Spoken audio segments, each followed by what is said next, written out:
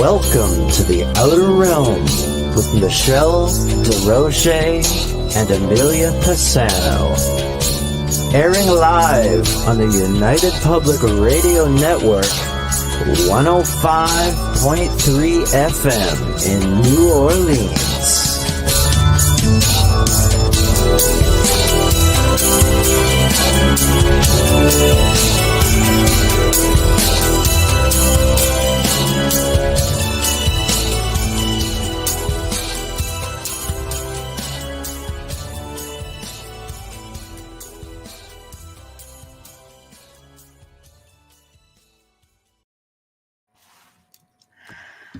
Hello, everyone. Happy Wednesday. We are pre-recording today. Technically, we're live, but we're doing it very quietly. But we are pre-recording for our amazing show this evening, and it will be broadcasting via international, or should I say, United Public Radio Network, International Public Radio, 105.3 FM from New Orleans. We are fully sponsored by the amazing folks over at Folgers Coffee. So thank you, Folgers. You make all of this possible. Also, a big thank you to Dr. Snick, aka Justin Snicker, the Sonic Surgeon, for his contribution to the show of our intro and outro. You can find him basically on any platform that has like phenomenal music, which is all the popular Spotify, iTunes, Amazon, etc., etc. So thank you for that. Tonight, you guys are all going to be seeing for the first time, and we for the first time in a few minutes, Charles Christian. And he's going to be sharing with us all his weird tales of the UK. It's just so close coming up to, the whole St. Patrick's Day thing, because of course Ireland is part of the UK. So I think it's just perfect timing. Anyway, tonight you're going to be able to catch it on all of our 8 platforms, which is going to be all the usual Facebook pages, Outer Realm, Canada's Most Haunted, United Public Radio, Joe Montaldo, UFO Undercover, News on the Flip Side. And it's going to be on International Public Radio, YouTube, and of course, UFO Paranormal. So please head over and catch us there. Amelia and I are going to be live in chat tonight. I know it's always so much fun. So we're going to interact with all of you guys there. But while you're over at UFO Paranormal on YouTube, please don't just subscribe, become a member. There's a lot of really good content going on that is not available to the public. We try to do something really special for members only. So please, consider doing that. But now we're gonna get on with the show. Yeah, So gotta adjust the camera. I'm trying to pull it without making anything obvious, and uh-oh. Sorry guys, I'm not sort used of to like that too. functioning.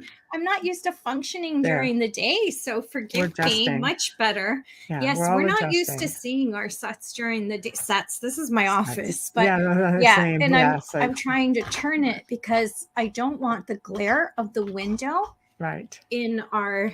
So you've got my holy side on this side. Because the lighting is just, we have it set up to go at night, but it is really difficult for our guests on the other side of the pond. So understandably so. I'm going to be honest. I've declined shows at midnight. So I can't imagine doing a show at 2 a.m. to 4 a.m. That would just be insanity. Even though I'm awake. 12 a.m. to 4 a.m. I've done that. And I've turned that down. So the next one I'm on, she airs at midnight, but we're pre-recording as well because she's being very kind to me. Right. And I'm really happy about that. I don't mind doing it. It's just, Yeah. It's always nice when you can have some flexibility. So this is what basically we're doing we have quite a few guests coming up from the other side of the world, and pre-recording is always, the best option for them. But you guys get Amelia and I in chat, and we always end up having a lot of fun. And I'll still be posting up your comments and stuff because it's still going to be live again. And obviously it records all over again. Yes. So it's going to be all with your comments, and we're going to have a lot of fun. We always have a lot of fun. But up here. I love, he's just having a struggle today. I love the tales that come out of the United Kingdom. I find, when it comes to like hauntings or any weird things, I think a lot of it They're the best. They were the first for so much. Like, you remember some of the real popular, without naming, some of the more popular paranormal shows started off in England, and it, it gave the world a taste of, whoa, this is a thing. This is great. Not like we all didn't know it, but they were the first really, to go public with it and such. And I thought, this is right on. I like it. And having visited myself and having experiences there, I thought, I'm cool. Definitely going, and I'm going to take up, I'm going to make sure that, and I hope you're coming with me, that we do meet Hamilton and Carl in person, even though I've been sending them different website links to entice them over this way, because it would be so much easier, because I have no intentions of flying anywhere for a while. Right. But yeah, so that's not something we can talk about on this show. But especially on the other side of the world right now, it's a little bit chaotic. I don't really want to be in the air. I don't want to be anywhere in the air near that part of the world. And it's definitely that. It's not the C word. There's, we're in the middle of a war. It's definitely that, like, I was supposed to take a trip to Africa years ago, and then they had that whole I'm just going to say political thing because I don't want to say anything and then YouTube pulls it off because I said it wrong. Right. And I didn't make it. And I have no intentions of rescheduling that trip because of the fear that it instilled in me then. Because I think about, what if you get stuck there, so that's a big one. That is a big one. Yeah. For me, it's, I love to travel, and I've a lot of places I still want to travel to, but I also believe in timing, and I just don't think the timing is right. I'll leave that right there. And maybe one day, sooner rather than later it will be.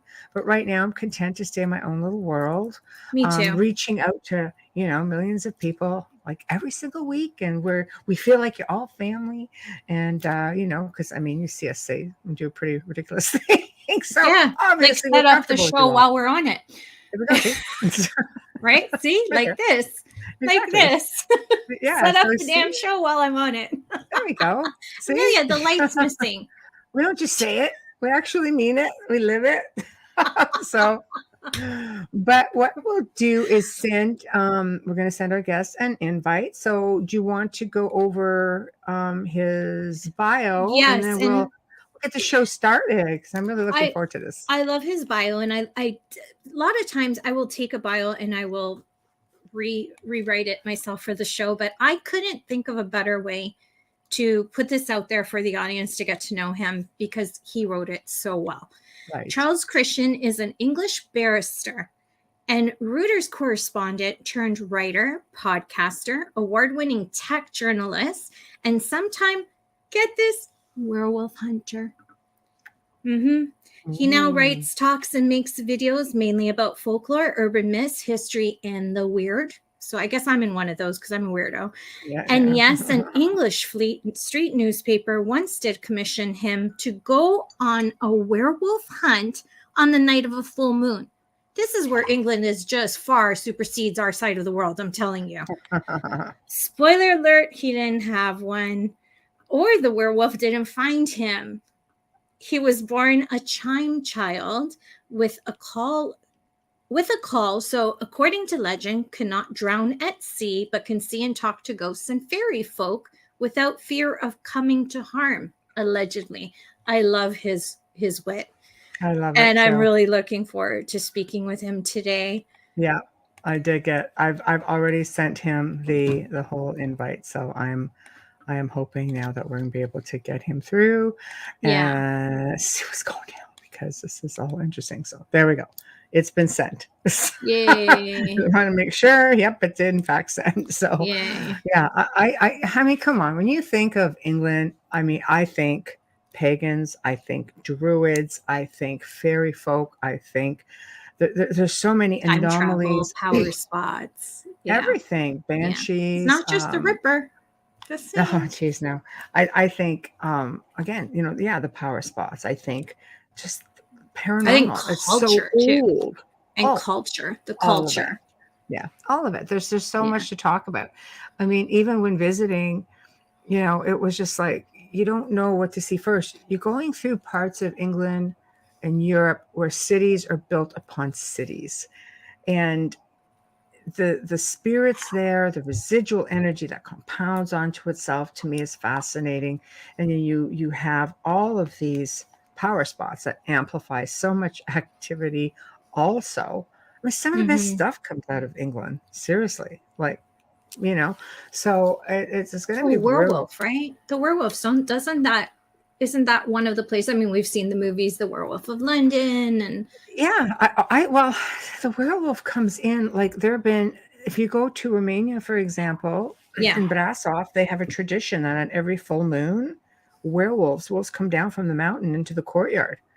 Wow. So I couldn't be in two places at one time. Like, do I wait for it or do I go to the haunted forest? You've told that story. That's right. It is. It's really wild. So I think this is just something that, again, we fall into cryptids. And do we find that are they ETs? Are they time travelers? Are they dimensional? Like, do they just slip in and out of portals? I don't know. I'm there's a lot involved in all that, but yeah, definitely. It's really cool. And we don't often have anyone who comes on and can say that they were commissioned to do an investigation for werewolves on a full moon. So I think that's pretty special. That's actually very intriguing. And, I'll be curious to see where he starts. I sort of left it open-ended because I don't want to do, typically I don't want it like a guideline per se, like some of the other shows, because I just, we like our guests just to feel comfortable and go whichever direction they want to go. It keeps everything very unique. And that for me is like outstanding. But all I know is there's like phenomenal stories that come out of the UK, and there is. It's going to be fascinating. So you just look at, even I love his little bit, which makes it really enticing. Like, if you're fascinated by the weird, the unexplained, and the bizarre, join author Charles Christian on a fascinating road trip around what he calls the Wold Newton Triangle. So I never knew about the Wold Newton Triangle. Only a writer could put it that way, right? So, where all events have occurred unmatched anywhere else in Britain. He will talk about werewolves, zombies, vampires, green-skinned fairy folk, almost sounds like Greys, headless ghosts, screaming skulls, no less, ancient warlords, and a Parkin-eating dragon, and so much more. See, I love the dragons. The UK is full of stories of dragons. I love them too. Oh, I do. I've always loved dragons. And people are like, oh, what is that? I know it's a big freaking reptilian. Maybe we need to rethink about where dragons. I don't know. I wonder if reptilians are like what you would call a spin-off off of a rom-com. But maybe. A really nasty joke. Hello. Hi. How are you? Hi there. How are you? Fine, thank you. I'm fine, thank you. Good. Thank you for joining us. My pleasure. Now, what time is it over there for you right now? Well, it's 12 minutes past 5. I say it's this strange time where for 2 weeks we're out of sync. So that's right. America is technically 1 hour closer to Europe for that this 2 weeks. I know. We were going over emails. So is that 5 for me? I'm like, all I can say is you're 5 hours ahead of us technically, but let's just check it out when we get started. So wow, I forgot all about the time change on Sunday. That would interfere. Because 2 weeks later, even Europe, Italy as well, it's for 2 weeks right now. They're 7 hours ahead of us right now for 2 weeks. Yes, indeed. Yeah. And we get the same. I think we get the same for about 1 week in the fall as well. Right. Yes. Are you going off daylight saving time now? I believe so. Well, we've just switched over last weekend. So a few days ago. So we're still caught in the daylight savings time. And it's strange because not everybody, if you go to the United States, part of it actually doesn't convert at all. No, actually, they just passed it yesterday. That's why I didn't mean to interrupt you. They just passed it yesterday in the Senate in United States that they are going to just ixnay that whole fall. They're just keeping it as standard. And usually Canada follows suit. right after, because we do so much business with them. Yeah. So it just makes things easier on the border. But yeah, we'll probably do the same thing. Right now we have this crisis called a war going on that we're assisting in. So it's been really hard for our parliament to sit down and talk about that. And, you know, this little V thing that's going around the world for the last 2 years as well. So I don't know. I guess they have more people in Senate in the States that they can concentrate on something like that. But Canadians don't have that kind of time. Our parliament is small. Apparently. No. One specifically doesn't want to address One any specifically of it. doesn't have time for anything unless it's a camera. But we won't mention him or his pink shorts. Our pretty boy who heads up I didn't vote for helm. him, can you? Right. But I've really been looking forward to having you on. You know, I've got friends and family in the UK. I love it. And just reading over the bio, and obviously, you know, you have that little niche at the top that says, if you're fascinated by the weird and unexplained, you had me at that. I'm just like, yeah, vampires, werewolves, zombies. So, I mean, what I like to do typically is start off with humble beginnings and just to try to figure out, like, you know, did you have personal experiences as a child or a young man? Like, what led you to this point? Because it's so vast, but it's so fascinating. What brought you to this part of your journey? I suppose it was, I grew up in the north of England in a town on the coast, and the house I grew up in was very, very old, right on the harbour side. And the back part of the house was medieval and the front part was Georgian. So we're going way, way back. Wow. And it was a very, very spooky house because so much had been added onto it, and because in the past it had been used by smugglers. There were odd little passages that just went nowhere, and there were walls that sort of swung back to reveal a kitchen that was lurking down there. Exciting. See, it's great. You think a kid would love that, but most kids would be terrified.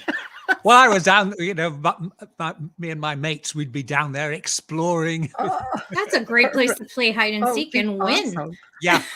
Wow. Well, we also had lofts at the attic space at the top. Right. And they were also very spooky. And indeed, one of my mother's friends, who was a spiritual medium, she said she could hear the sound of people in large boots walking across this room.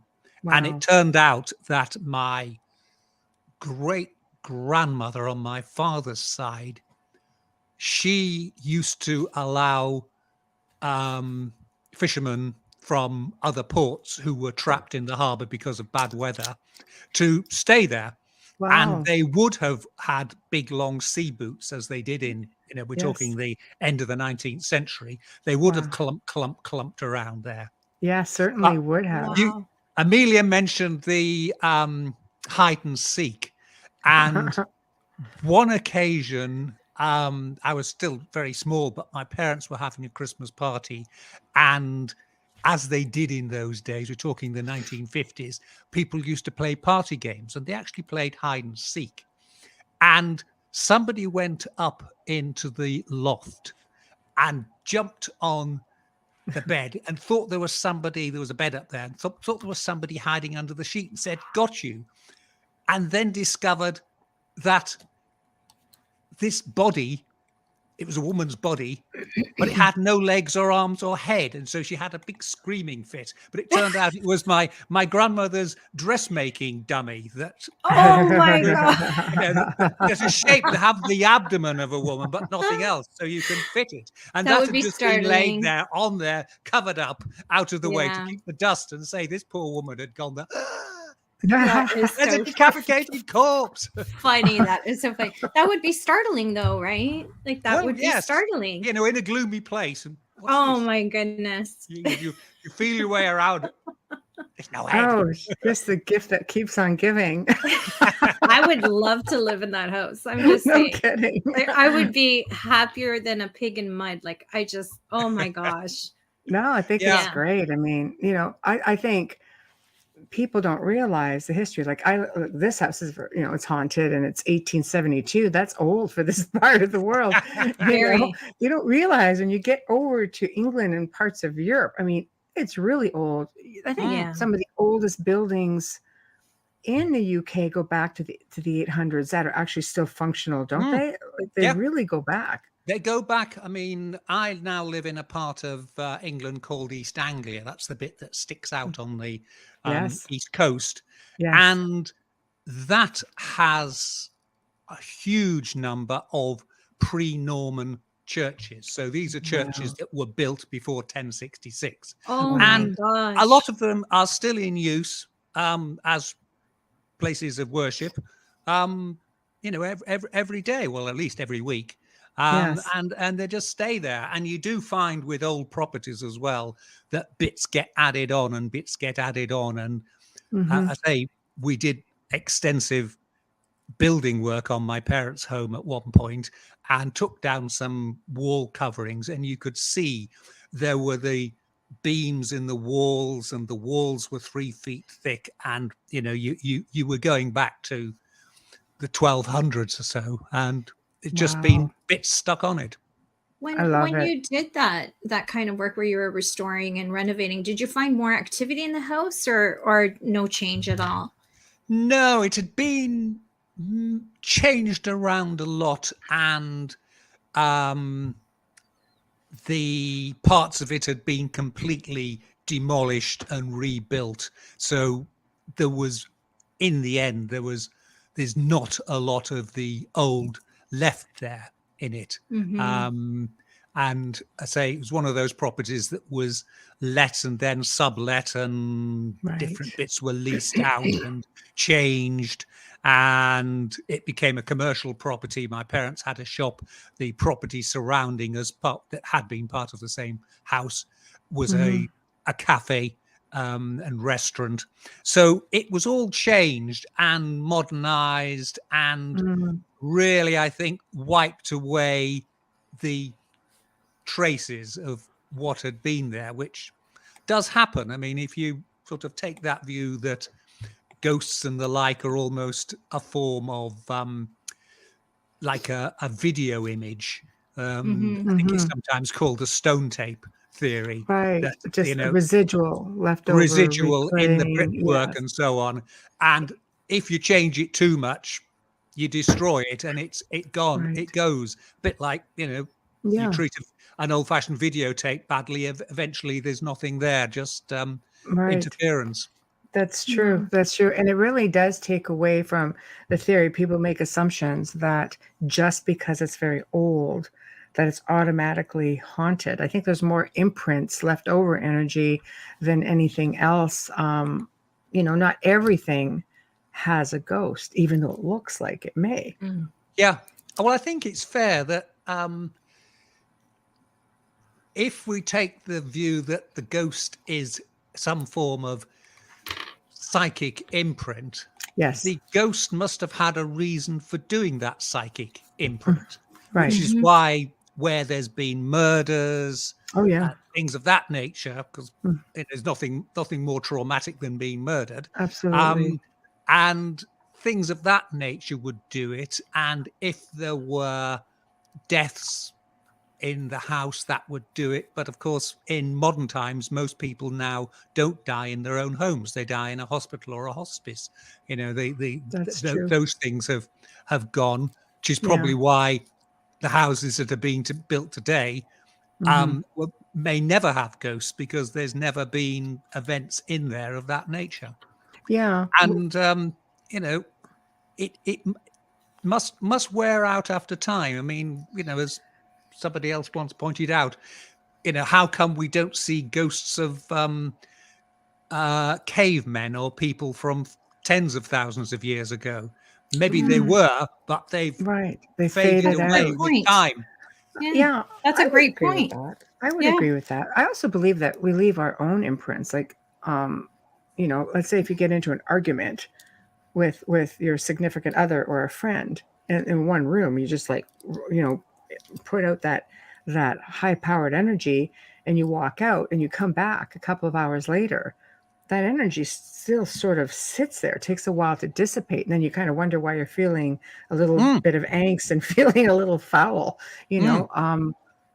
maybe just, I find myself just sort of cleansing it out, really helps, or replacing it with better vibrations or better energy, so playing some music or something like that. I think over time, is it possible that with everybody, because especially building that old, it's changed hands, it's done so many things, there's been a blend of so many different types of energy. Do you think that would contribute to dissipating it, or do you think it's more that it's played itself out so many times that it's phased out? I think in terms of big traumatic events, they probably do play out over time. But again, I think, yes, the point you're making is very good, that there are so much, if you like, minor vibrations taking place. Yes. Again, I suppose, bit like the old-fashioned roll film cameras, where you got double exposure if you didn't wind it on. And if you keep taking the same picture over and over again of different things, just the same thing, in the end, it's just going to be a blur. And that's probably what it is. There's just, it buries it out there. But it's fascinating when you think about it. Like, it's a great analogy. Being logical about it. A lot of people aren't always logical about it, but I think you just try to get past the excitement of, did I just catch something, whether it's logical or not. But the excitement and the experience, I believe. Absolutely. Some people wait their whole lives for it, never have it. So, and then others have it constantly. Yeah, exactly. Well, exactly. You do wonder, because I know some people like that, and nothing ever normal happens. It's always something else. And you think, what is the statistical chance that you just see endless ghosts after strange occurrences? Is it perhaps your imagination? No, not if it's people you that have passed on. It's really hard to people you don't recognize in someone else's loved one, and you're able to describe them. It's pretty hard to say imagination when you've never met them, but it becomes intrusive for some of us. I was gonna say, I think it's different when you're pulling forward loved ones, because you're very gifted to be able to do that, than finding an energy maybe that's trapped here. But in answer to your question, I think the odds are a lot better out your neck of the woods than over here. For example. I mean, what I was meaning was, the people who always their mindset is it must be something spooky. They're not spiritual mediums who are doing it. They're just people, and you think, are you looking for the supernatural when it's just the natural? And is your first reaction to say it's from the other side, and without thinking, well, that could be a logical thing. It's you see people now putting up photographs saying, look at these orbs. I've taken a photograph. No, there's a very long, boring technical reason, but it's something to do with lens flare and the lens flare and dust and the cotton in our clothes and the carpeting and the forced air heating and moisture. I mean, we've got 100 scientific reasons. We've got a small Chihuahua dog here, very thickly coated, and when the light catches, it doesn't matter where it is, you just see these hairs floating past it. Floating all over top of the dog. With no good taking a photograph in this house, you'd see. When that became all these things zooming past. When that became big, Charles, was when moms started having these video monitors. And because what we see mostly is people's children, baby monitors, footage of all this activity in their bed when the child's in the crib, and I don't want to break their hearts, especially if they have someone who's passed, like a dad or a mom, and there's that hope and that, is it my mom? And I'm just like, it's really tough sometimes. I mean, our security cameras, we've been out of this house, let's say, for 4 months, Nobody's in the house. And we know it's haunted. I mean, doors will open by themselves, all kinds of things, especially back then. There was just anything could happen. No forced air. It's all boilers. So it's all radiators. There's nothing. Nobody walking, nobody existing. All of a sudden your camera goes off and there's an orb as big as your head just sitting there coming out of the mirror and just wandering off to another room. And we're just like, okay, we'll report that one. That's definitely an orb without a doubt, right? When you have these child monitors, you're seeing and I always say they're consistently shaped and they have this light reflection. And there's things that you can look at. And I don't ever want to tell them it's not, because like I said, people look for some kind of sign from their loved ones. But if it's something that they're afraid of, then of course I come straight out. I'm like, well, listen, you have forced air. Yeah. And you've got this, because theirs is always, well, it's moving. Yeah, but you have a vent in that room. It's going to move. The best ones are the camping pictures. Camping is crazy because you're of all the sitting pollen. there around a fire with all the pollen coming down in June and July. We get a lot of them. It looks like it's raining. I'm like, no, you're actually, okay, it looks like promise. it's pollen. I'm allergic to that stuff. I can spot it a mile away. No, exactly. No. But you see, like your experiences, what prompted you now to just decide, because it's far beyond paranormal. I mean, this is like, it's supernatural, it's interdimensional, like all of these things that you research is just so vast. And you seem to be able to, like, you've investigated a lot. So I'm going to let you decide where you want this show to go, because like when this goes live, there's going to be millions of people listening. So I want to make sure that you get exactly what you want to get out there.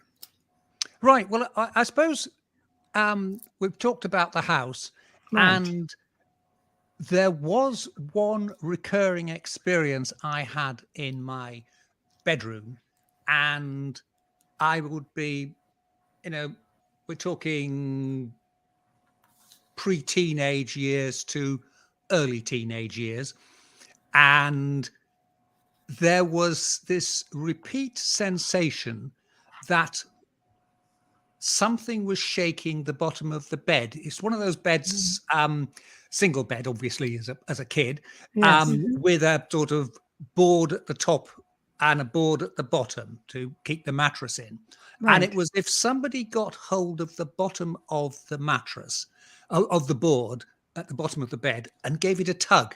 And it was just that sensation that you felt yourself being pulled. Wow. And it was enough to sometimes wake me up.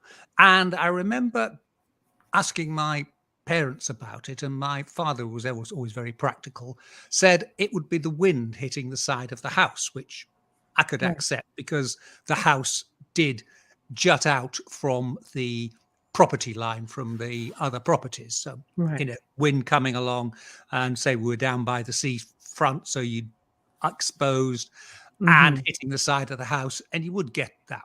But it was only many, many years later, when we were clearing out the room, I'd left home by then, and we were changing it around, that I realized that the bed, if it was being hit by the wind, the bed would have surely shaken me from side to side, not from end to end. Right.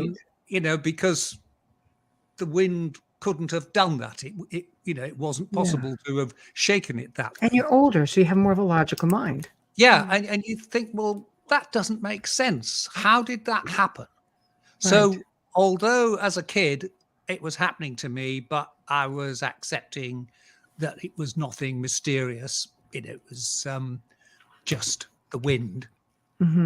Later, I thought, hang on, that doesn't make sense. There must have been some other force, something else doing it, but I don't know what.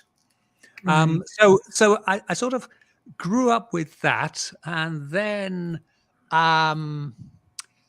teenage years, we were very much into ghosts and ghoulies and spooky things, and we'd go off on our bikes and later in our old cars and go to haunted places to see if anything was happening.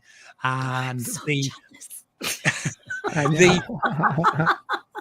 at Scarborough, there's a huge big headland, and on the top of that is a very old medieval castle. And we have a Scarborough here too, but there's no medieval castles. Just saying, there's no castle.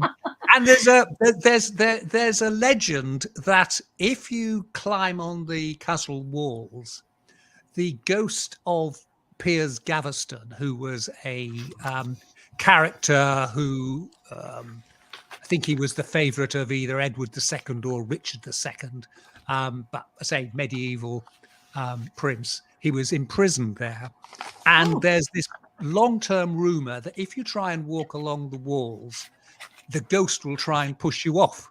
So, of course, naturally, you're all lining up. So would I.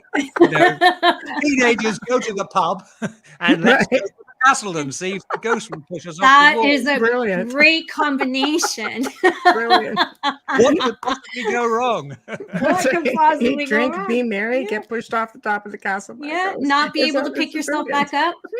Yeah, exactly. Must be true. Well, I have to say, for the first time, I'm hoping that neither of you's got this experience. So you didn't lose anybody at the castle? No, we didn't. But I say I did that, and then I went to university, and with a friend who we all rented a house together, we used to go out ghost hunting. And I'll tell you about some of the incidents later. But then basically, after I'd graduated and eventually I became a lawyer, life got in the way, paying the mortgage, paying the bills, everything else. Yeah. And so all those activities rather got put on hold until about 10, 15 years ago, I was able to get away a bit more from the day job and was able to once more start pursuing the interest. So, I started off interested in it, but then life got in the way and then I returned to it. Not least because, of course, back when I was a student, you really couldn't make a living doing anything to do with the supernatural. It was way before all the current, most haunted type TV shows had even been thought of. It was way before podcast, video, anything of that nature.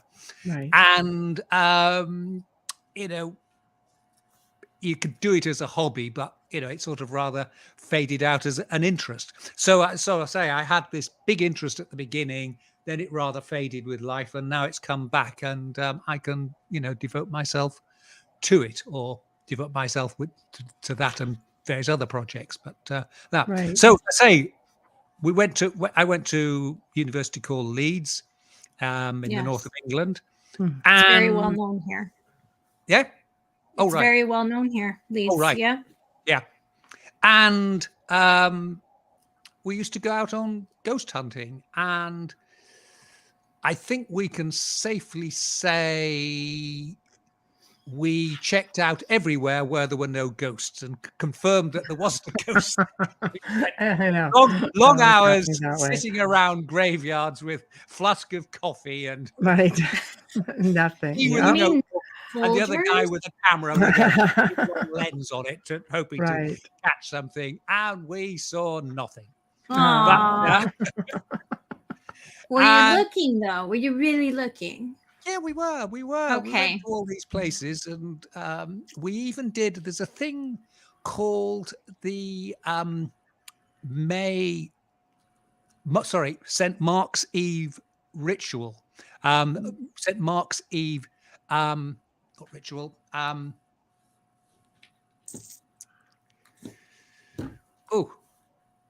Anyway, St. Mark's Eve. It'll come to me in a second. Funny how the word goes. It's okay. Yeah. Anyway, the idea was you would. The story was that on St. Mark's Eve, between the hours of 11 o'clock at night and 1 in the morning, if you sat in the porch of your local parish church, you would see the ghosts, really, I suppose they'd be doppelgangers of all the people who in the coming year would die and be buried in that churchyard, go walking past. Wow. And there was even a suggestion that if you saw somebody go into the church but then come back out again, that meant they were going to have a very, very serious illness. Oh, and, wow. a near death experience, but they'd get over it. Right. And obviously the last thing you wanted to be doing there is seeing yourself go past into the church. That's really not good news. No, that wouldn't have been good. And I say there's accounts of the St. Mark's Eve ritual going back to the 17th century of, quite long detailed accounts of people who, they'd all sit there in the church porch and see the phantoms go in and go out. And, it was in the north of England and over towards Lancashire, what's the other side of the north of England. It was a strong tradition that this was something that was real and happened. Right. And I say we actually went to a St. Mark's church and conducted a St. Mark's Eve ritual sitting there. And I say we saw nothing, but again, it was basically a schoolboy error because we hadn't realized that church, although it was surrounded by a graveyard, it was no longer in use, so nobody would be buried there anyway. But right. Wrong place. But yeah, you still have all the old ones, Yeah. Those are usually the more restless ones. It's very spooky because it was one of those old Victorian churches where Beautiful. Leeds was an industrial city and everything's black and all the tombs have all got that black pattern from where the stones been attacked. Yeah. So I say that we did that. We also went out to a place where the ghost was one of the few people in English history who had, now jumping over to your side of the world, Giles Corey of the Salem witchcraft trials. Yes. You're familiar with him. He was the one who refused to plead, so they squashed him to death, crushed him to death, which was the same punishment in England if you refused to enter a plea. He had quite clearly from the accounts, a nervous breakdown and attempted to kill his wife, killed one of the servants and stabbed to death 2 of his children, and then tried to ride away, but his horse fell down a hole and he was caught. And he was arrested, and he realized that if he pleaded guilty, then his property would have been forfeit, and his wife and his surviving child would have been made homeless and everything had been taken by the state. But if he remained silent, then it wouldn't happen. So he was crushed to death with this method. I think it's called pane forte. They put a big board over you and then put more and more weights on you. And he died there, but he was said to haunt his old property. And there's a very detailed account of, there was a school there in later years of schoolboys in the 19th century doing a sort of black magic ritual outside the church and dancing widdershins, reverse order, round their caps they put on the ground and calling on the ghost to turn up. And supposedly something did turn up and scared them so much they all ran away and abandoned all their bags and their caps there. And so there's been this tale that these woods around the church and around where the guy used to live were haunted. So again, we stalked out that place, but sadly nothing. But, wow. I Maybe say, you just needed to get out there and start chanting. well, that's it. Yes.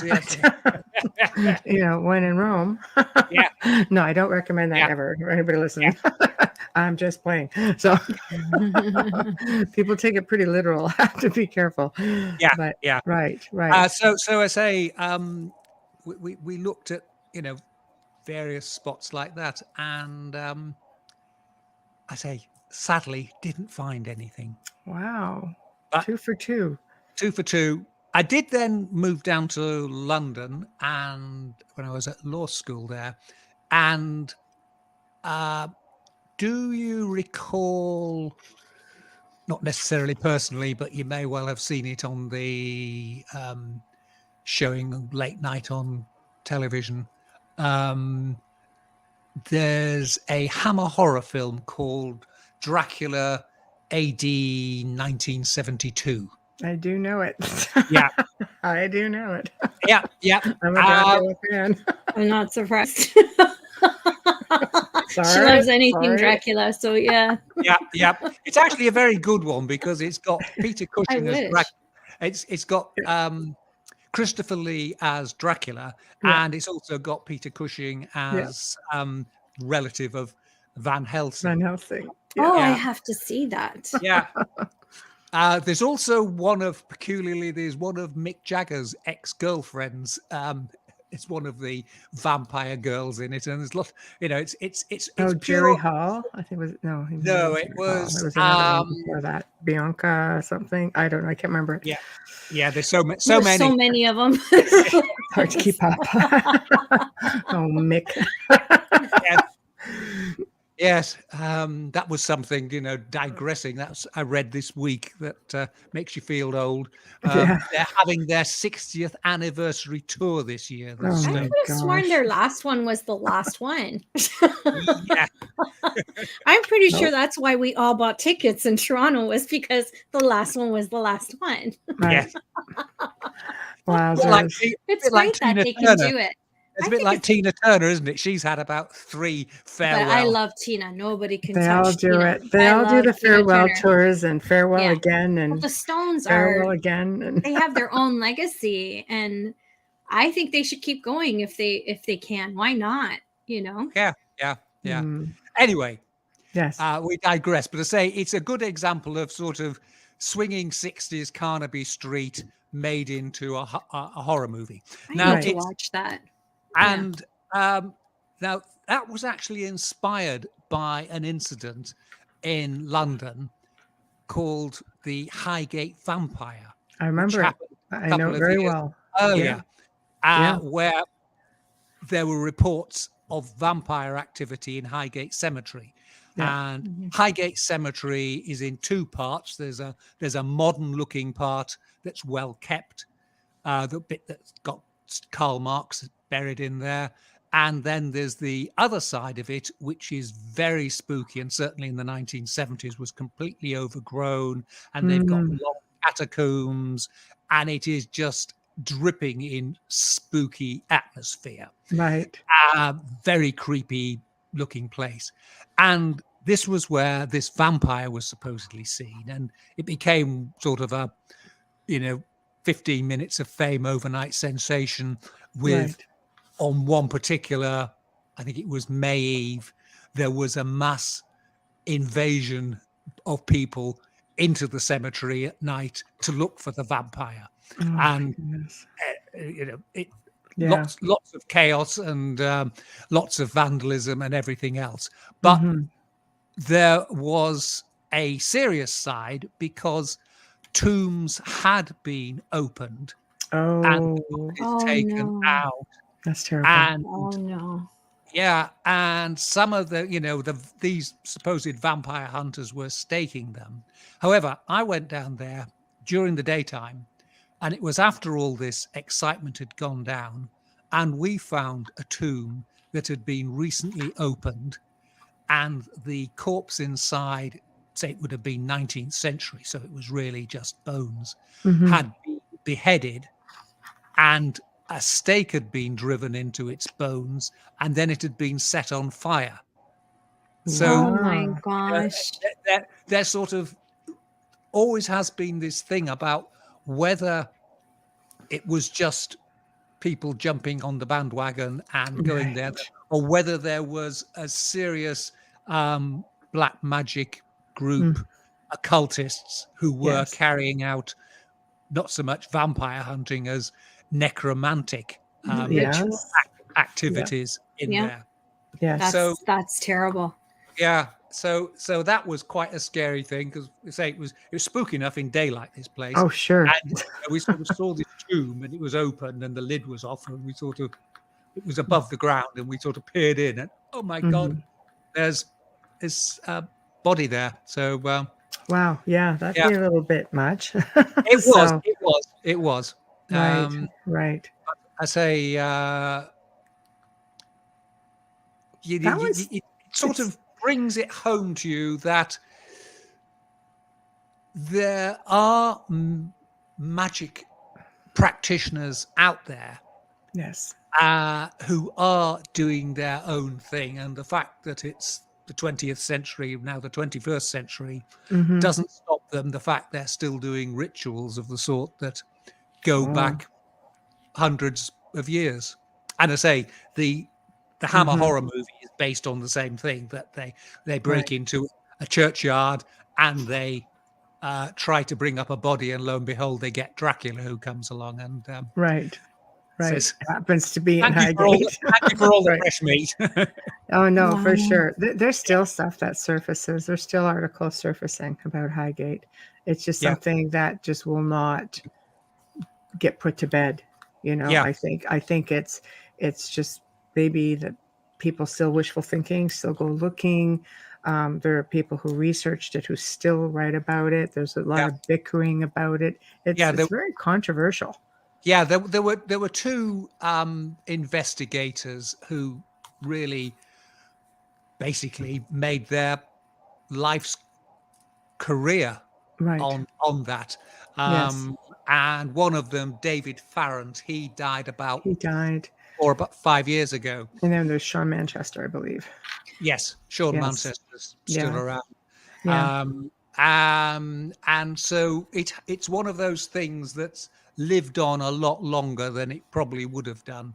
Yes. In other Do you think it should, like in situations like that, just because of the vandalism and such? Do you think you need to let sleeping dogs lie, or do you think it's just good for tourism to keep this stuff going, or like you say?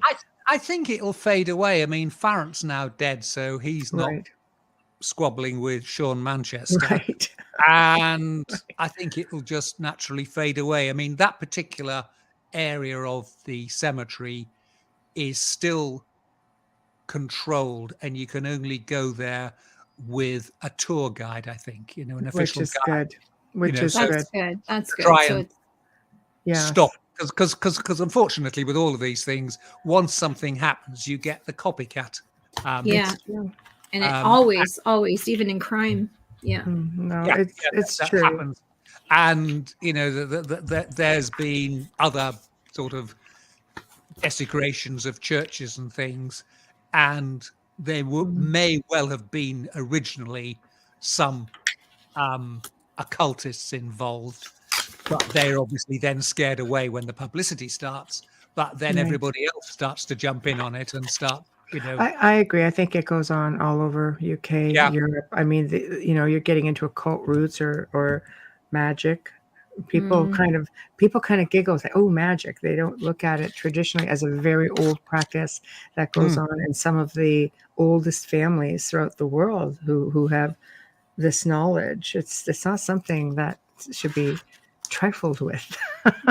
No, exactly. I mean, I don't think we probably practice magic like you see on TV shows where the magician has flames coming from the fingertips. Yeah, no, but, Merlin.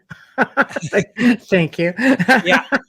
Yes. But I think it may well be that we discover that magic is a bit like telekinesis and some of these other psychic forces that we don't really understand and which still gets treated by, in quotes, serious scientists as a pseudoscience, and they just don't take it seriously enough. Right. But all of these strange powers that some people possess, I think people can influence physical objects. I think magic will eventually be discovered to be something of that nature. It's a natural force that we haven't yet really understood, and don't recognize yet as something serious. But it is actually something it is actually a real force that's happening. Yeah. It is fascinating for sure. So you come in and did you guys personally go and check out Highgate, or is that just you figure, oh, we don't want to look for a vampire? It could be dangerous. What would you guys do? We thought, we'll go and look for a vampire. But so you did, yeah. We thought we'd do it in daylight. Right. Just in case. This one he's asleep. No. According to Lord, yes. Wouldn't that be, or Twilight, whichever one. I know. It's because they're still out in the day in Twilight, but they sparkle, whatever. But would it be difficult to spot one unless you're going through caves or, I don't know, haunted mansions like where Michelle lives, and maybe their basements, you'd have a better chance. If you look at Hollywood or even folklore, they always live so grandly because they're said to have lived for hundreds and hundreds of years. So that's a lot of accumulative wealth. So of course, you have these big mansions. So did you start hunting mansions? No, we didn't. No, they have enough wealth that they can make sure people like me don't come in. And of course, now they've all jumped on the bandwagon with ghost hunting, and a lot of these mansions and old hotels and things make a considerable part of their money on hosting ghost hunting. Yes. It's quite the livelihood for them. It is. It's a source of revenue.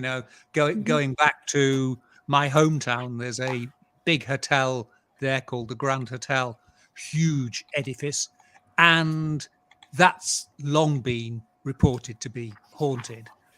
But it now, one of its main sources of revenue is, monthly ghost hunting weekends. It's huge, yeah.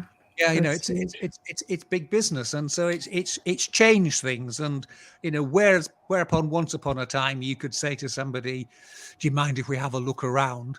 They'd say, "Fine." Now it's how much are you going to pay us? And exactly. Yeah. And if you're a team, in some places, I know in North America, it could be a couple $1,000s to be in just overnight. Oh yeah.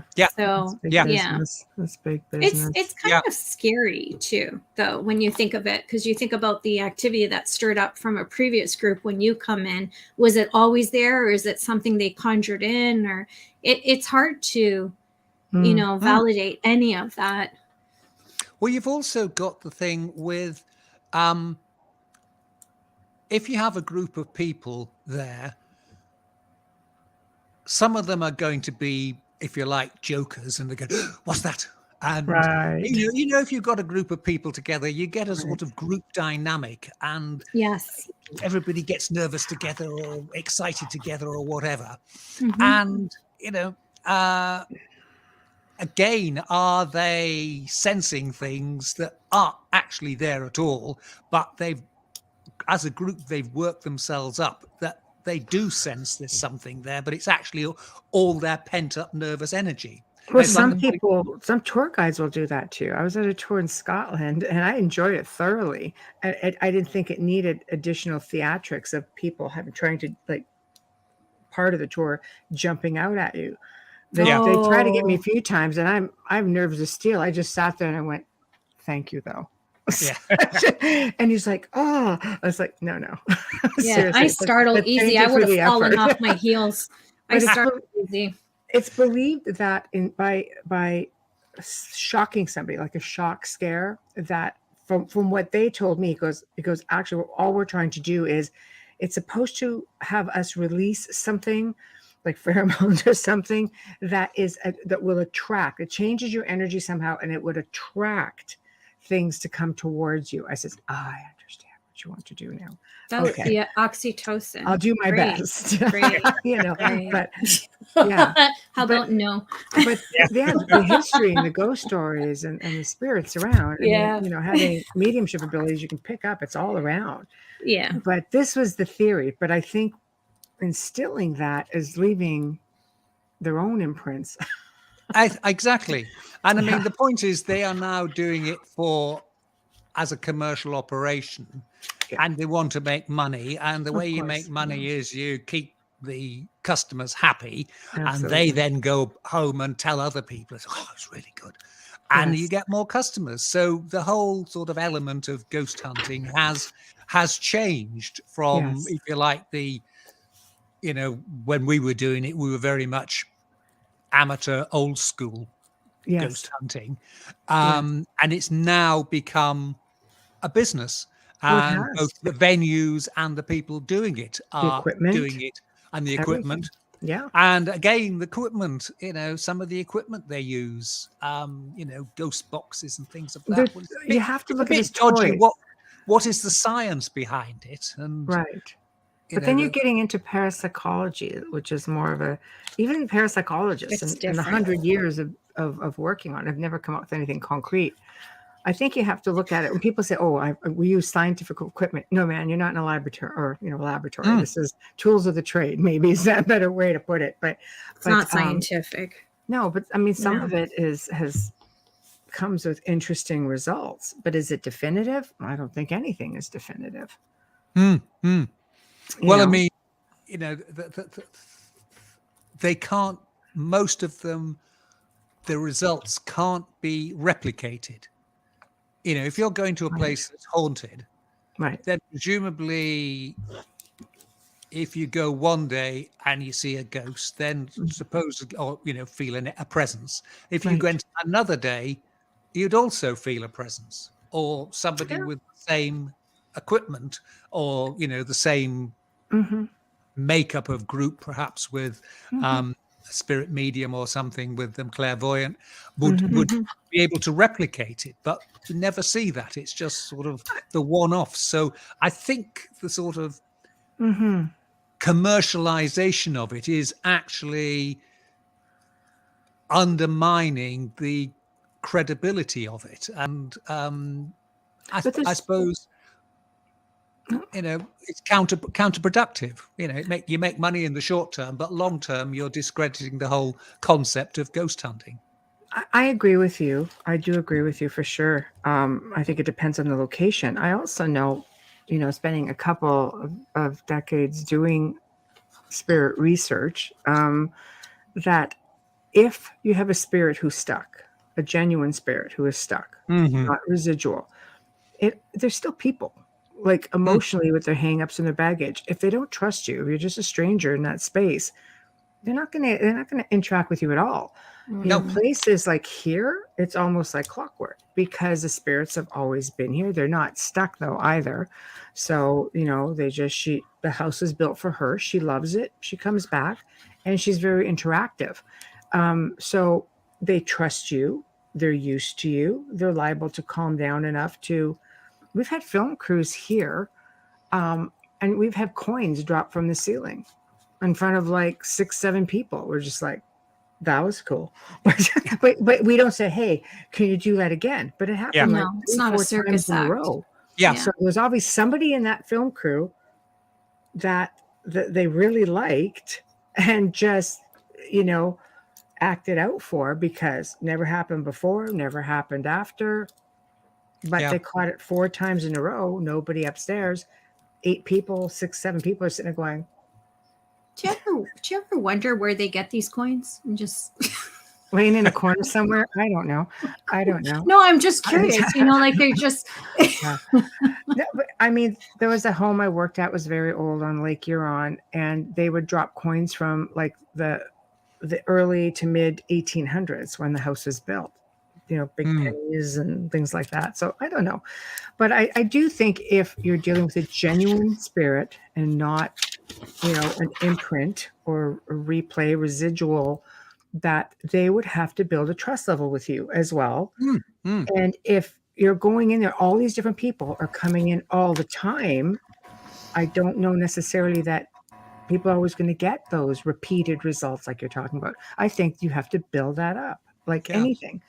Well, it's like Amelia said. It's not a circus act, and it's not a circus show. And as you say, if you are dealing with an entity you can interact with, it's going to, interact like you and I would interact. If somebody thought the other one was playing them along and not taking them seriously, absolutely, the trust would be gone, and there'd be no genuine interaction. You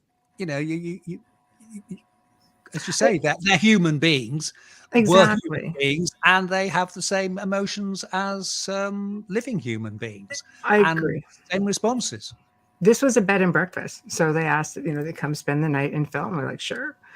It's a B&B, man, whatever. So, and they would have, experiences. We would always say, I'm not going to guarantee if you're coming here for an experience, there's no guarantee you're going to get an experience.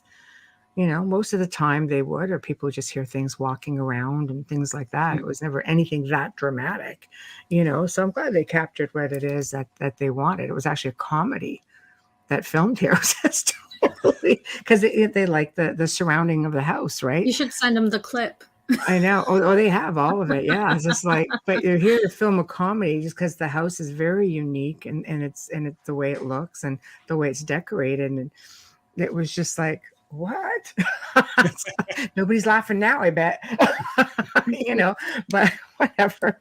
But paranormal is a different breed of its own. But I also especially like how it, like with your opinion, do you think that paranormal is associated with cryptids and ufology? Because there's that theory now that's floating around that you're reading a lot more about it. They figure everything somehow joins together. Paranormal activity stems from, let's say, contact with UFOs or extraterrestrials, or cryptids are actually, well, some believe they're extraterrestrials. People believe they just come through dimensionally speaking. I am fascinated about the Wold Newton Triangle for this reason. That you made mention in your blurb at the top of interest, because most triangles have a mix of literally everything. The Wold Newton Triangle is an area of countryside about 10 miles from where I grew up. And again, it's one of those places that didn't think too much of as a child, go up there and go around. But later I started putting together all the pieces and realizing this is just one focal point of weirdness going on there. Okay. I mean, the thing that started it off was when I was young, we were driving back, thing you used to do in the 1950s, when, you'd go out in the car with your parents on a Sunday afternoon, and go somewhere. And we were driving back through there, and we passed an old pub inn on the side of the road. And my mother commented that during the Second World War, the Women's Royal Army Corps, they were the women who did behind the lines support work for the military that previously men had done, and the men were at the front. So these were, people driving lorries and trucks and things. Right. They were given special permission that at night they could use a detour, which would have added 20 miles to their journey, to avoid going past this house because it had a reputation for being haunted. And what struck me sort of later on thinking about it was, there's a war on, petrol was rationed, and yet somebody high up in the military thought it was important enough that people weren't made to drive past this spooky place. So it got me thinking about it and, digging into it. And this particular property still standing, but it's always had bad luck. Whoever owns it can't make a run of a business. It's been pubs, it's been cafes, it's been mini hotels. Whoever has it, they last 2 or 3 years, and then they give up and sell it, and somebody else gets it. So it's a sort of real bad luck house. And then, you think, well, that was intriguing. And then I started looking at other stories and other elements and realized that we did actually have this triangle bordered on one side by a road and on the other two sides by the sea with a large headland. And despite the fact this is a rural area, and probably there are less people living there now than there were 100 years ago, because obviously farming is a lot less labor intensive than it used to be in those days. Mm-hmm. There is such a mass of folklore, ghost stories, weird occurrences happening there that you think this place really needs to be better known. There's tales of fairy folk going back to the Middle Ages. There's this huge stone monolith at a little village called Rudston, which is this enormous big stone, and it's actually next to a parish church now. But it's huge, and it's taller than any of the stones at Stonehenge. And in its heyday, it would have been even taller than it is. There's a lot more now that's sunk beneath the ground than there was, and the churchyard's built up over centuries, so it's not as imposing as it would have done. But once upon a time, it was erected about the same time as Stonehenge. So you're talking, 2000 BC, so 4,000 years ago. Yeah. This would have been this huge, great big stone standing there in the middle.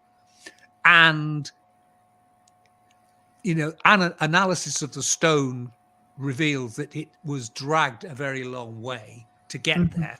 And it would have had to be dragged because there were no rivers and it's on the top of a hill, so you couldn't float it there or anything. And then there's earthworks. There are remains of what are called wood henges, which are like Stonehenge, but they were made with wood, which sort of modern archaeological testings can show where the wooden pits were. All the ghost stories, and it really was this focal point for a ritual landscape. There were hundreds upon hundreds of burial mounds there, tumuli, barrows. A lot of them have been destroyed by farming because, again, these were going back 3,000 years. So there's a lot of time for them to go. Some of them still remain, or the stumps of them still remain. And they were massive, and they were burials of high-profile people because, the grave goods found in them and so on. Wow. So this area that was a relatively unpopulated area, people were wanting to be buried around there. So there was this magical feeling going way, way back there. And at one end of the triangle, there's a area called caul, which used to be marshland. And archaeologists have found remains of a lake village and woodworkings going back 10,000 years. And they found masks of they're called deer frontlets, and basically it's the skull of a deer, and the horns are slightly sawn down, and a couple of eyes are bored in the front of the skull, and they're worn as a mask so you can see through them. And it's obviously some kind of shamanism or Druidism, maybe. Before the Druids, long time before the Oh, Druids. wow. That's long time fascinating. before that. But possibly people wanting to get into the spirit of the animals they were going to hunt, because deer was, source of meat, source of sinew for sewing things together, source of fur for making clothes and so on. Possibly that. But a huge pile of them have been found. So again, there was, shamanistic magic taking place here 10,000 years ago. And it sort of just continues. And I say, you just keep digging out, and then you find something else, and then you find something else. And, there's recently been an archaeological dig, and they found a Bronze Age. So that's about 2,000 years ago, before the Romans came over, chariot burial.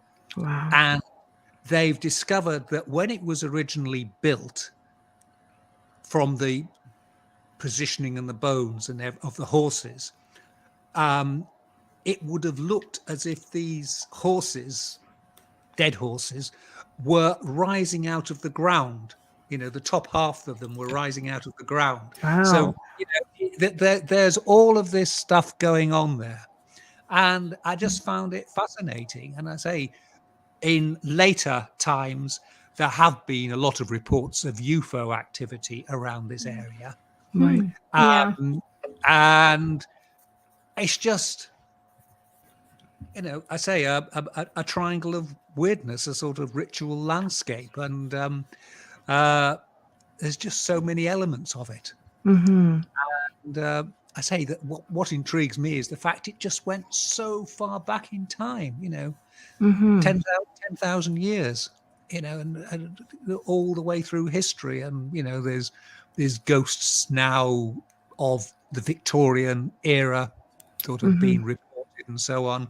And it just is a weird area. And at one point in the 18th century, what was then the largest meteorite ever to land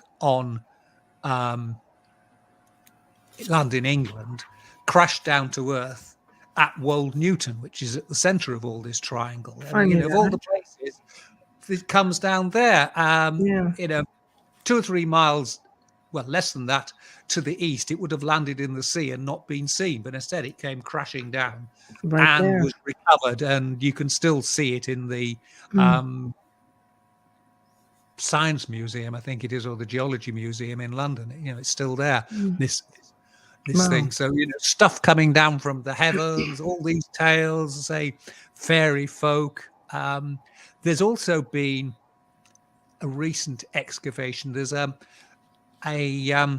abandoned medieval village there called Warren Percy, and recently they've been excavating the churchyard, and they found that a number of the bodies there had been ritually dismembered, and their they were post-mortem deaths, and their legs had been broken and cut off.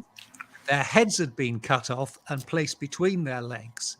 And it's thought this was the people of the Middle Ages fearing revenants, which was the big thing that would walk, move the head. And of course, you're talking medieval mindsets here. The way you stop the dead walking is you chop off their legs so they can't walk. If you chop off their head and put it in the wrong place, they're just staring down at the ground and they can't see anything. They can't see.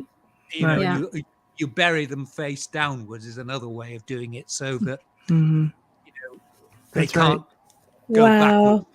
And that they'd found these things here, and I say that it's just intriguing, because it then ties back to all these medieval tales of revenants, which were, I suppose, the equivalent of a sort of a cross between a zombie and a vampire. Right. But it was not a spirit type ghost. It was a physical ghost that would come out of the grave and be animated. And I say, it's you read accounts of them in medieval history books, but this was an area where the only logical explanation is that's what was being done to these bodies. There were people who'd probably been villains in their life, and the medieval people had this idea of a bad death. If you had a good death and you're a good person and you said your prayers and you had the last rites, you'd go to heaven. If you had a bad death, you hadn't said your prayers, you hadn't had the last rites, you'd lived an evil life, then you were likely to wander the earth. And say this was a manifestation of it. They were taking precautions. These people might come back to haunt us, so let's deal with them. There are cemeteries like that throughout Europe. Like it must have been through the medieval ages. Like there's that are archaeologists are starting to discover. Yeah. And you get a lot of that in the Balkans and the Carpathians, which is one of the sources of the Dracula type stories of vampires. It's the same thing that people don't want these evil people who are evil in their life. They are concerned that they will come back to haunt them in the afterlife. So taking precautions, and you read of them. I mean, not far from here, they during the time of Matthew Hopkins, the Witchfinder General, in the 17th century, they found 2 skeletons of women that had been hanged, and subsequently large iron rivets had been nailed through their legs. And again, it was thought that they weren't in a normal churchyard, they were just sort of dumped in a bit of a field somewhere. So again, it was thought these people were executed as witches. As we all know, 99.9% of people executed for witches weren't witches at all. But either way, they were accused of being witches and thought to be witches and executed as witches. And people were therefore frightened that as witches, they would come back from the dead and wreak havoc on the living. And so again, precautions were taken. So, it's one of those things that the whole mindset. We remain terrified of the dead. But I think it's still to this day in some cultures, because not much has changed from then. Okay, maybe we don't cut off their legs and their heads, but Christians, the last rites is given whether they are still breathing or not. It's seen as it has to be that way, or they can't enter the gates. And the exploitation of, and I say this all the time because I've actually been to Salem, the exploitation of what happened there, and it continues.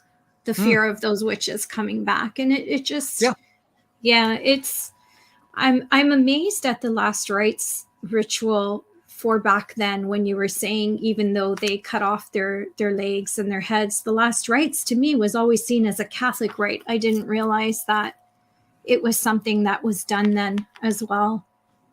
Yeah, well, don't forget, going back then, the only church was the Catholic Church. Okay. From when Christianity got re-established in Europe in the sort of, in England in the 7th century or so, there was only the Roman Catholic Church, and through until the Protestant Reformation. So all of them were treated that way, royals. And they still then also had the concept of purgatory, sort of a clearinghouse between going up to heaven or going down to hell. And it was thought in medieval times that the more spiritual type ghost you saw was a spirit of someone trapped in purgatory. And again, when you read some of the medieval books, the ghost is walking, and it's because nobody's saying prayers for it. And it was a big thing that you had people say prayers for you while you were in purgatory, and people would leave money for priests to say prayers for them, for their departed spirits, for some cases hundreds of years. People were, the money was going to the church to say these, and it was a big fear that if people didn't say prayers for you, you'd be trapped in purgatory forever in this limbo. And it's one of those things you have to sort of think, not with modern thought patterns, but with what a medieval thought pattern would be. And most people were illiterate. In most villages, probably the only person who could read and write would be the priest, and they had a very black and white view of the world, what was in the Bible. Authoritarian. And if it's in the Bible, then it's good. If the information or the knowledge has come from somewhere else, then it's potentially bad. And they had this fairly harsh view on what it was. And if somebody reported something weird, it was either an angelic manifestation or a demonic manifestation. There was no sort of in betweens. But it's still like that in the Roman Catholic Church. I mean, I remember, because we've been locked down in this pandemic, I had to contact the church because I lost my father in November of 2020. And I knew that he wanted a mass, like the 30-day mass, the 1-year mass. He did masses for years for my mom. So they still have that belief of praying for the souls, and he set aside things so that I made sure that I have this done for so many years. And we still do it on the anniversaries of our loved ones' deaths, meaning the Roman Catholics. Not that I'm practicing, because my priest would argue if I said I was going to church, he'd be like, yeah, no, you're not. But but I'd done things for my father in that respect. So I understand it's still happening, but to a different degree, as you said. It's just a little bit different. It's a little bit different, and we've got more modern ideas, and we don't immediately now think, "Ooh, it's the work of the devil." No. We realize there are other explanations for things that go on, but I say it's this whole culture that they had for so long. It basically dominated Western Europe for over nearly 1,500 years, and all our unbelievable when you think about it. Until Protestantism came along, and it had staying power, gave a different perspective on it. All of them, these views are very ingrained, and you still see people today talking about it. And if you remember the satanic ritual abuse panic of the 1880s. Sorry, 1980s. The 1980s.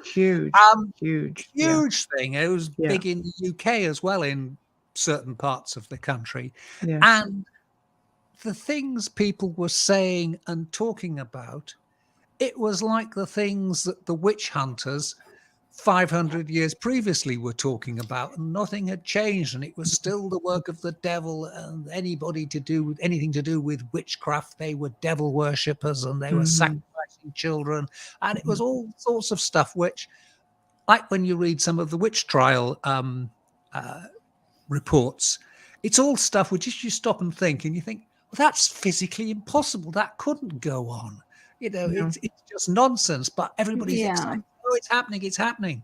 And the beliefs run through. It's hysteria when you look back at it, when you see it. And when you go in person to take these tours and learn from them, you see the corruption behind the people and how it was a plot to take land and to give them absolutely no right to anything, because they were told, if you plead innocent, we'll give you, if you plead guilty, we'll take your land and we're done. Right. But if you plead innocent, we're going to try you and we're going to hang you. Yeah. Yeah. And that's what they did. And Yeah. that's what a lot of people need to know, not just the, the Hollywood version or the tourist version because it's making money. I was very fortunate when I went there, and I'll say this quickly because I do have to slip in the we have to do our station and sponsor ID. Yes. I will do the station ID right now, and then I'll tell you quickly what happened when I was there in Salem. You are listening to The Outer Realm with Michelle DeRoche and myself, Amelia Pisano. Tonight's fantastic guest is Charles Christian, all the way over from the UK. And we are talking weird tales of the UK and what a great night it is. We're going to have to bring him back several times. Yes, we are. And he is scheduled. So please stay tuned to the end.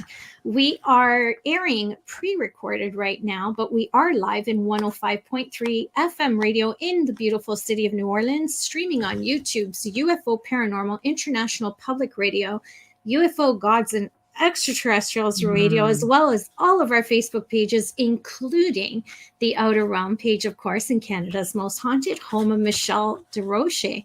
A huge thanks to award-winning composer Dr. Snick, the sonic surgeon, also known as Justin Snicker, for our fabulous intro and outro. You can purchase his music on Amazon, Bandcamp, and you can find Justin on social media platforms such as Facebook and Instagram. And a huge, massive thank you, and I am drinking it in my glass because I brought it up from upstairs, the Folgers coffee. You have been with us from day one, and we would not be here without you. Thank you for sponsoring our show. Who has British origins, just saying, the Folgers family. They're from England. They are from originally from England. Yeah. I will be Googling them once we've finished. Yes, right? Absolutely. Like shockingly, even though you're a tea drinking country. Yes. Yeah, and you don't really carry Folgers. We've had British guests go. I'm like, hey, they're British. They're from England. They immigrated to the US. Yes. Right. Okay, yes. Amelia, you were saying quickly. Yes, when I went to Salem and I went to the memorial, because people often are confused about the memorial. They think it's because it's a bury ground, bury point cemetery. They think that's where the witches were hung, the innocent were hung, and they weren't. Who is buried in that cemetery are the people who actually convicted them. They are buried. And the memorial, shockingly, is attached to it and just divided by an iron fence. The iron fence to keep the bad and the evil spirits out, believe it or not. So these stones are placed with their names engraved on them, and you can bring flowers and you can pay your respects to them. And in the threshold, when they did this memorial, they couldn't have done it better than what they did. They did the threshold, and in the threshold are stamped in the last words that were said from each and every victim of that trial, saying, God, forgive me, I am innocent. Please, God, help me. That's what was stamped in the threshold. And when you walk over that threshold and that beautiful memorial, you have shivers, whether you are gifted or not. You have shivers. I went in with a friend. She doesn't have the abilities I have, and you just feel it. So, and then 2 men were hung because one was seen as a witch, and the other man took the place of his pregnant daughter, a pregnant wife, because they wouldn't hang a pregnant woman. Well, she's a witch. She's a witch, right? This is where we have to start to think, what the hell? Instead of, oh, they wouldn't hang a pregnant woman. No, they wouldn't hang a pregnant woman. Why? Because she really wasn't a witch. But they had to kill someone because they had to make her look guilty. Yeah. But why didn't anybody stop? If she was a witch, would you not hang her pregnant or not? Because you'd be afraid of the evil spawn coming through? Okay. That's what I'm saying. Like, for me, I know that a lot of people love the place. I find it exploited because I got to speak. I had the opportunity to speak with someone who used to give tours. He just happened to be there paying his respects, as he always does. And he told me the stories of the way people who live there generally do not like what's going on, because they don't like the exploitation, because their people are not, we're not giving respect to them. And we don't know where they're buried. We know the mound where they are. We know the hill where they are, but they were in a mass grave and no headstones. You can visit that place, but they make it virtually impossible to get to. You have to climb over a fence and go up a hill. Just saying. which I did. But anyways, yeah. So Yeah, it's a little bit difficult for me to swallow on this side of the spiritual conversation, like on this side of my work, the field. It's hard for me to go into a place like that and see it as a tour. I don't know. I can't. I go in there as I mourn them. Yeah. You know. Yeah. Yes, I mean, you know, it's macabre exploitation. I mean, it's a bit like over here in Europe. You get people who go on a tour around the German death camps and like Auschwitz. Yeah. And you know, I'm fully aware of the horrors of it, but I wouldn't, that'd be the last place I would consider going as a sort of tourist thing. And, you know, I see posts on Facebook from people saying, you know, we had a slap up lunch somewhere over here, then we went and saw Auschwitz, and then we went out for a wonderful dinner. And you think, no, this is sort of macabre. You know, it's like people who slow down and gawp when there's a road accident. Yes. And they take photos of the gas chambers, and I don't understand it either. I think if I had been there, if I ever went, which I'm not, but if I had gone, my intention would be to pay respects and leave flowers and offerings outside, not go in. And as a medium, I would be trying to assist any spirits that needed to be ascended. I would not go in there as a voyeur or as for me, that is, it's horrible. It's horrible. Yeah. So, I don't see it, you know. Yeah. It was a huge, appalling tragedy, but it shouldn't be then, and it should be remembered, but it shouldn't be treated as a tourist not opportunity. A tour. You know, that's like saying, here, let's go through all the graves rather than bury our loved ones. Let's just walk through the graves. You know, it's for me, it's the same kind of thing. There's a lot of tragedy, but I do understand the curiosity of the paranormal field looking for it. I do understand that, but there has to be a balance, I think. Yeah. You know, you have to have integrity. You have to have respect. There's a lot in there, not just searching for EVPs. Somebody's family was burned there. Where? Auschwitz, like somebody's family were tragically killed in those gas chambers. A lot of them were set on fire. They were tossed like nothing into pits. There's a certain amount of respect that needs to be given. There's a lot of history that needs to be remembered so it's not repeated. I totally agree with that. And I believe that there needs to be a story that's being told, but not necessarily in the gas chamber. There's other places for that. There's museums. Exactly. Yeah. You know. Exactly. You don't have to poke around it, as you say, like a voyeur. No. It's disrespectful. Yeah. I went to the 9/11 memorial, and my intention was to see if I could help ascend any spirits when I went through. I cried so hard going through there. I literally rushed out and couldn't do the tour properly. And I'm against it. But anyways. Yeah. One of the points you were talking about earlier was the paranormal and the fact it seems to overlap now with cryptids and also UFOs and things like that. And I mean, it's an interesting idea, isn't it? That perhaps, you know, they are connected. I mean, one of the things that I've noticed in my researches is that until the 1950s or so, when UFOs first came along, people were, certainly in England, were still reporting seeing fairies. And there's this long tradition of it. And there's a theory now that perhaps what people in the past saw as fairies, we're now seeing as little green men and grey aliens, and not least because some of the descriptions of fairy folk overlap with some of the descriptions of aliens. And you just wonder whether,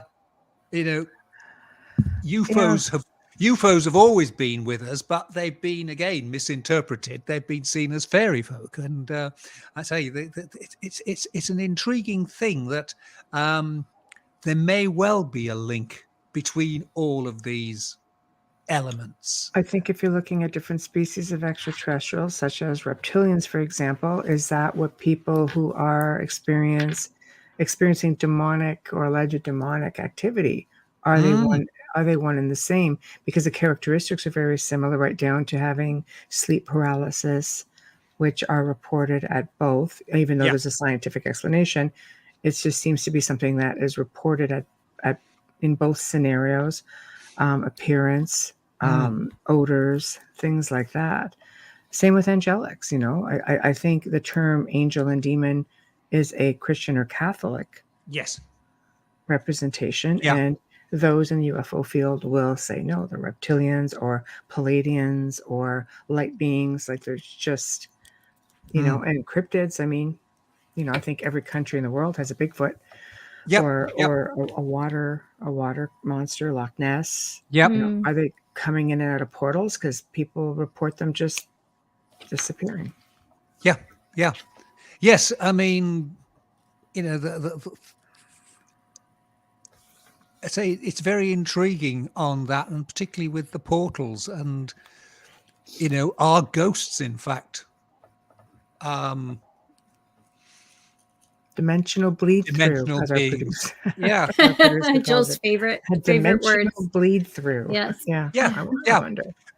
Well, the best example I heard of it was, it's like you're living in a big apartment block, and you're on your floor, and you can hear things above you, and you can hear things in the apartment below, but you never actually see those people. And is this really what it is, that, the people down below are the equivalent of the ghosts, and occasionally you just catch a glimpse of them maybe, and the people on the above are aliens, and again, we're just catching glimpses of them, and we're all there. But as you say, it's dimensional bleed through, or is it even, another idea of the multiverse, that there's parallel worlds and they cross over? I mean, with fairy lore, there's long been this idea that the fairies live in another world, and that there are places on Earth where, if you like, our realm and their realm are parallel, and there's bleed through and all this stuff about, if you go into caves, you'll find them, that the fairy folk exist in the real world, but it's just buried beneath our world, so it's a fascinating thing. And it all comes down to, you need an open mind on it to explore all the emerging theories. I mean, we were talking about Bigfoot, and everybody's got a Bigfoot. We have one in this part of the world called the woodwoes, or wild man, and woodwoes. I love that. And you see a lot of carvings in churches of woodwoses, and they're a big hairy man, usually carrying a club, and they're often fighting dragons or something. I love that. Yeah, they are medieval creatures. They spread then, but where did they come from? And what I find intriguing is that cultures that had no contact with each other have similar legends. So the Yeti from the Himalayas, that was unknown in the West until 100 years ago. Bigfoot, ditto, presumably existed before the colonization of the European colonization of America. We've got the woodwoses here. There's similar things. How come these places that are separated by thousands of miles how come we've all got the same legends? And the same characteristics, everything. Yeah, and you're starting to get with archaeology, people are finding that the human family tree is a lot more complicated than we first thought. And it used to be, Neanderthals, and they became extinct. Cro-Magnons, who are us, came along. Now we know there were lots of other species coexisting for a long time. And indeed, us lot Cro-Magnons, Homo sapiens, interbred with the Neanderthals for some time. So, but you've got the Denisovans in Russia. You've got the on the Isle of, was it Flores in Indonesia? The little hobbits, the miniature small people. There's a new excavation going on in China, and they found another hominid that is human-like. So you're suddenly finding it's a lot more complicated, and some of these species lived relatively recently. Certainly, the hobbit in Indonesia are these, the Yeti, Bigfoot, everything else. Are they relics of other species that we haven't known? And they've wisely spotted that the best way to survive when humans are around is to avoid them, because humans will naturally try and shoot and kill them. Of course, except for the indigenous who who have coexisted with these beings. It's all throughout their oral history. So why is it that it's just the modern, the modern people who feel they have to hunt these things down and search for them? It's like curiosity, I understand, but we just don't seem to be able to live in harmony with anything. With our indigenous of all over the world, the ancients even, all lived in harmony with these beings. Exactly. Yeah. Right. Is it they're not, that they are really our cousins who we haven't been properly introduced to, and they're hiding away from us, and we, it's this thing with paranormal and mysteries. A lot of the things that are mysteries, it's because we don't know the answer. It's not because they don't exist or that they've been made up. It's that we just don't know. We've got missing knowledge. We don't know about them. That's right. It's like how did they build the pyramids? And you'll get people saying it was the aliens. No, it was built by humans, but we don't know quite, kept from us. Yeah, but we don't know how they did it. But just to say, oh well, it must have been some other magical force. And it's the same with cryptids and the like. They're out there, but we just haven't recognized them and been able to categorize them and put them through the normal scientific process. But that doesn't mean they don't exist. It just means that they haven't been recognized by modern science. I definitely agree. And unfortunately, we're slowly infringing on the top of the hour. And I want to give you the time to tell people how to find you. You have your books, upcoming books. We have you scheduled to come back. So there's going to be a lot of opportunity to catch up. I can't wait already. So, so this is the part of the show where you get to promote yourself and bring people to you. Right. Well, you can find me on my website and also on social media as Urban Fantasist. And my latest book, which I will try to hold up so you can see it, is this one here, is. Shuckland. Shuckland, I love it. Which is all about... Beautiful cover. Yeah. Those ruins are about 10 miles from where I'm sitting.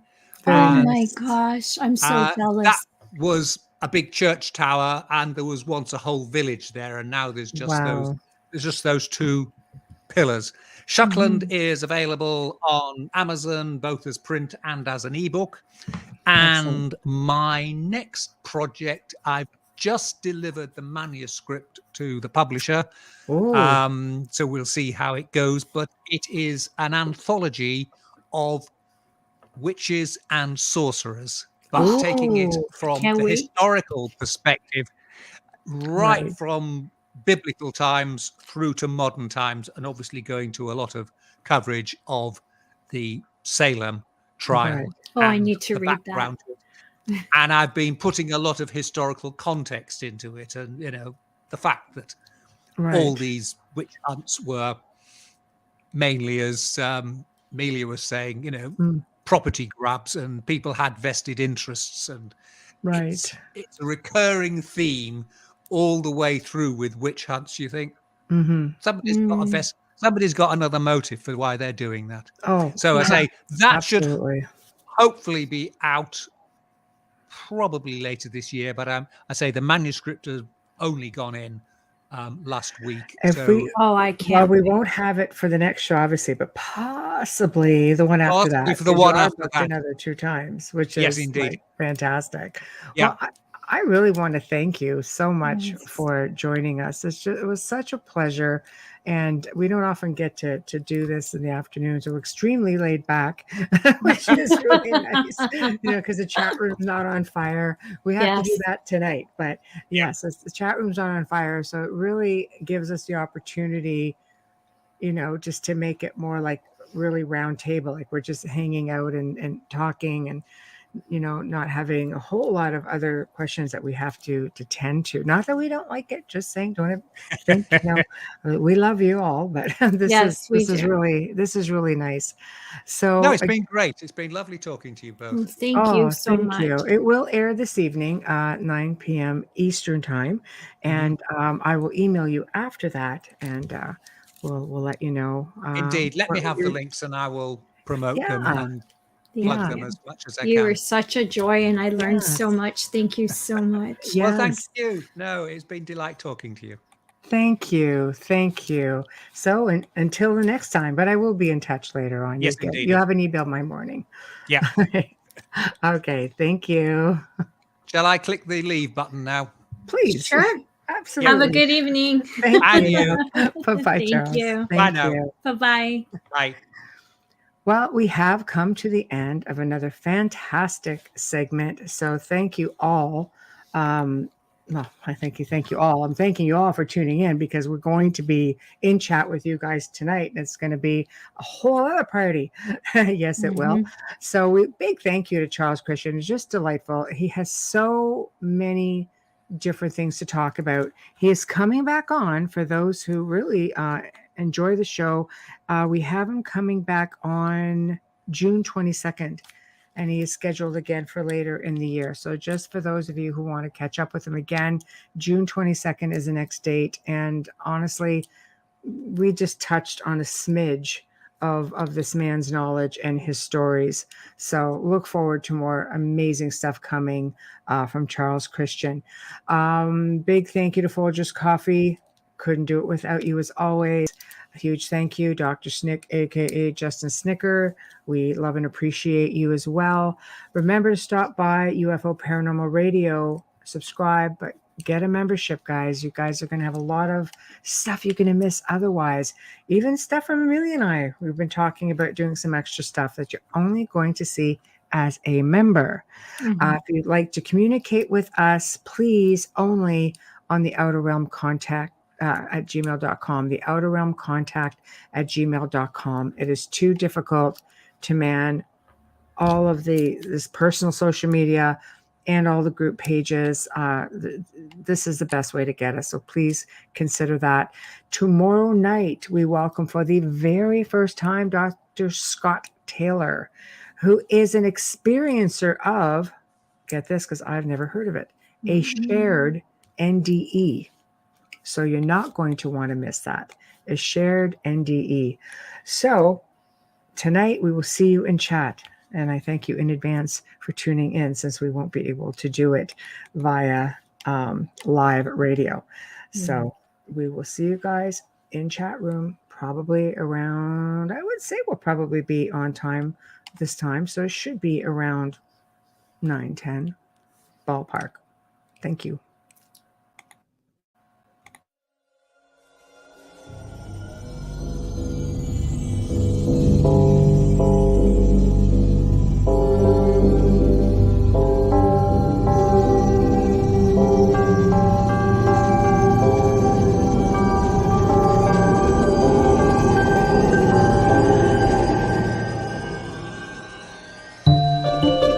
You have been listening to The Outer Realm with Michelle DeRoche and Amelia Pisano. Airing live every Wednesday and Thursday evening, 9 to 11 p.m. Eastern, 8 to 10 p.m. Central, on the United Public Radio Network, 105.3 FM in New Orleans.